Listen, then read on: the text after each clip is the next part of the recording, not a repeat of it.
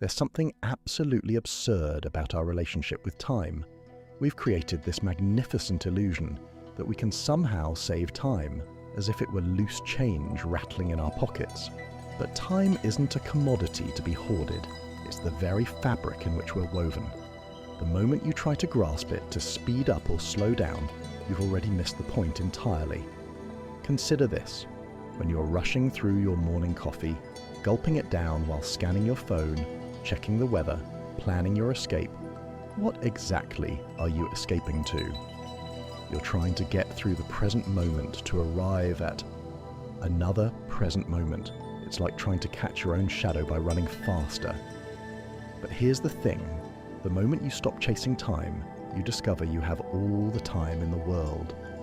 When you pause to feel the warmth of sunlight streaming through your window, to really taste that coffee, to watch a sparrow doing its sparrow thing outside, suddenly time becomes spacious, luxurious even. Not because you've added more minutes to your day, but because you've finally shown up for the minutes you already have. Now, we have this peculiar habit in the West of measuring the value of a life by its length, as if existence were a highway and the goal was simply to reach the furthest mile marker. But suppose, just suppose, that you were to live each day as if it were your last, not in some frantic bucket list panic, but with the kind of clarity that comes when all the nonsense falls away. What would matter then? Would you spend precious energy worrying about the opinions of people you don't even particularly like? Would you postpone that conversation with your child, that walk in the forest, that moment of forgiveness you've been avoiding? Of course not. You'd naturally gravitate toward what's real, what nourishes, what connects. And speaking of connection, isn't it curious how we've convinced ourselves that relationships require work, as if love were a kind of construction project? But look at how effortlessly a tree relates to the soil, how naturally a river flows to the sea. The deepest connections arise not from effort but from presence, from showing up as you are without agenda or performance. Think of it this way. Every person you encounter is having the same fundamental experience you are, their consciousness, temporarily wearing the costume of a particular personality.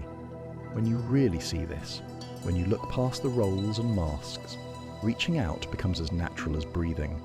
A simple, "I'm thinking of you," becomes a recognition of the one awareness looking at itself through different eyes. As we age, we often make the mistake of clinging to what we were instead of embracing what we're becoming. But the body changes exactly as it should, like seasons turning or tides flowing. There's tremendous grace in learning to move with these changes rather than against them. Your body isn't a machine that's breaking down. It's more like a wise teacher, constantly showing you what it means to be alive in this moment, in this form. When you breathe into an aching joint with compassion rather than resistance, when you honor your need for rest instead of pushing through exhaustion, you're practicing a kind of embodied wisdom that no book can teach. And here's something beautiful. The older you get, the more obvious it becomes that you never really knew anything in the first place. This isn't cause for despair, it's an invitation to wonder. The expert mind is closed, already full. But the beginner's mind? That's where the magic lives. When you approach a new recipe, a poem, a conversation with the fresh eyes of someone who doesn't already know how things should be, every experience becomes an adventure. Let's talk about emotions for a moment. We've developed this strange notion that feelings are problems to be solved, storms to be weathered, enemies to be conquered. But what if emotions are more like weather patterns in the sky of consciousness? Natural, temporary, and fundamentally impersonal? When sadness arises, you don't become sad any more than the sky becomes the cloud passing through it. You're the awareness in which sadness appears and disappears. When you stop fighting your emotions and start getting curious about them. Where do they live in the body? What do they feel like? What are they trying to tell you? They begin to move through you like water through a riverbed, naturally and without resistance. You know what's real wealth? Well, here's a clue. It's called spending time for a reason. We are richer than kings and emperors when we stop cramming more experiences into our calendar and instead create space for the experiences that are already here, ready to fully unfold. It's the difference between gobbling down a meal while standing at the counter and sitting down to really taste each bite. When you learn to say no, and saying no is an art form really, you're not being selfish. You're protecting something sacred, your capacity to say yes to what matters.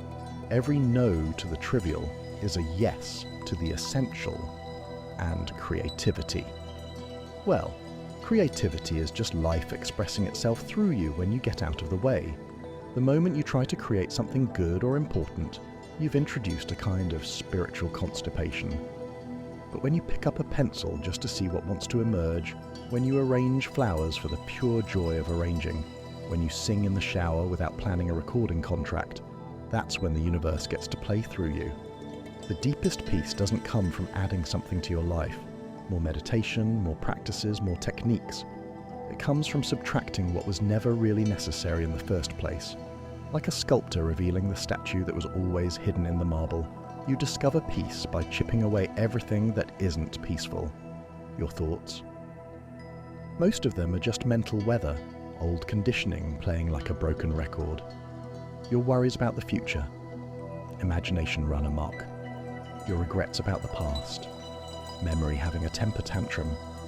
But you are the awareness that observes all of this coming and going, as serene and unchanging as the space in which clouds appear and disappear. So here's the ultimate cheat code. You spend your whole life searching for happiness, peace, meaning, love, and then you realize you are the happiness, you are the peace, you are the meaning and the love you've been seeking. Your consciousness itself, playing hide and seek with yourself, pretending to be lost so you can experience the joy of being found. Stop trying so hard to improve your life and start noticing the life that's already here, already perfect, already complete, already unfolding exactly as it should. Because the moment you truly see this, really see it, everything changes. Not because anything has changed, but because you finally remembered who you are.